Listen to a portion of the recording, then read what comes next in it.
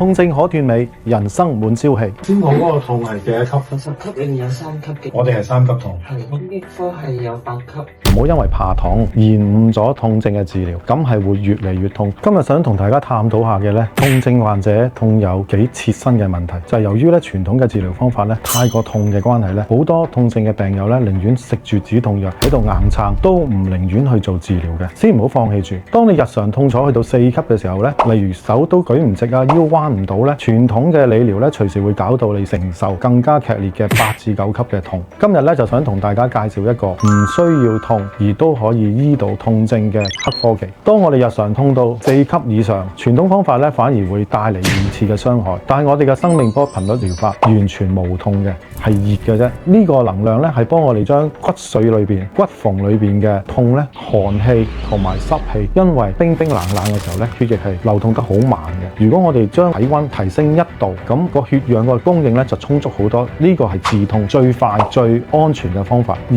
我哋另外一種黑科技咧，量子寬頻治療係可以將我哋硬化咗、鈣化咗個筋膜咧，係將佢重新軟化翻。咁當我哋筋膜組織繃緊嘅時候咧，佢底下嘅血液流動咧就會好似一條緊咗嘅繃帶綁住咗我哋嘅血管，久而久之咧就會缺氧而產生收縮同埋劇痛。呢個就係長期痛症點解斷唔到尾嘅關鍵嘅一個原因。我哋引入咗呢一部意大利嘅筋膜放鬆儀器咧，就可以喺20分鐘之內咧就解決咗部分嘅硬化嘅問題啦，而且係長遠解決。呢兩個黑科技咧，分別就係量子寬頻鬆筋膜機，另外一個咧就係生命波頻率治療儀。我哋好難記啊，所以咧以下落嚟我哋就叫佢做筋膜解凍機，一個就叫做慢主牛筋機啦。咁樣大家會唔會容易理解啲呢？呢兩個黑科技咧唔係普通嘅理療，設備係經過4000多次臨床嘅驗證，能夠精準匹配人體嘅自然頻率。83% 嘅患者咧，今次係第一次咧，可唔可以話俾我聽好咗、舒服咗幾多成啊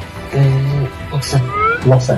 最緊要係安全程度啦，係零創傷嘅，亦都係零刺痛。老人家同埋9歲嘅小朋友咧，都可以安心接受呢個治療噶。呢個咧並唔係一個退而求其次嘅方法，係因為科技嘅進步而帶俾我哋一個全新嘅選擇，絕對係可以解決痛症嘅需求。